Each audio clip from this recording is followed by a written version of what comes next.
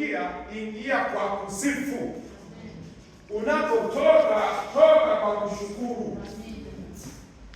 Sasa hapo Zaburi imechanganya, nimeweka mpaka ukiasoma uelewe ni kushukuraji, ni kushukuru, ni kusifu, ni kuhimidi. Lakini unapoingia, ingia kwa kusifu. Hapo imetangulia shukurani, lakini shukrani itakuwa ile mwisho. Yaani unapoingia, ingia kwa kusifu, kuhimidi, kutukuza. Na ndio maana wale wazee wa zamani walisema, njoo na mavazi ya staha kanisani. Maana hapo unakuja kukutana na Mungu. Hautamuona kwa macho, ila yeye yupo. Kwa hiyo njoo ukiwa umevalia vizuri, nguo za staha. Tunarudi kule kule, ufanye kazi, upate pesa, utafute nguo nzuri. Wanawake, mjifunze kuvaa vizuri kanisani, nguo za kufunika miili yenu. Sisi wanaume wengine haya macho yalishapiga pancha, tuna matatizo ya macho.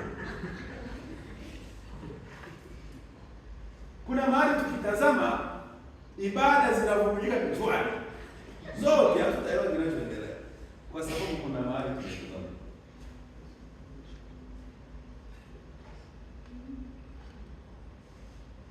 Yote mweza kumwambia unapazoga na wewe. Vaa nguo za kustiri nini? Mwili.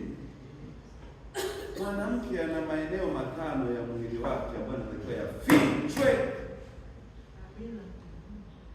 Changamoto, mnafichaga moja, maana yote mnaacha matano. Sasa hilo sio somo langu la leo. Ninachokizungumza ni kwamba tuingie tukiwa na moyo wa kusifu. Kusifu ndio maana nimehangaika kusema kusifu mwanzoni, kwamba kusifu maana yake umtambue Mungu ni nani,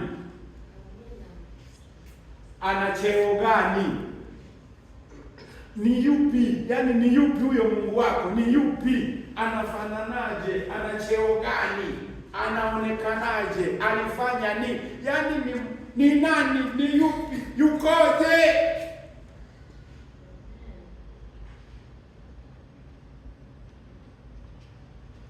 Kuna mtu anapigiwa simu kwa kanisani hapa, anaenda kujipokeza. Unajua tafsiri yake ni hapa kanisani umekuja kufanya, hapa kanisani umekuja kufanya, hapa kanisani umekuja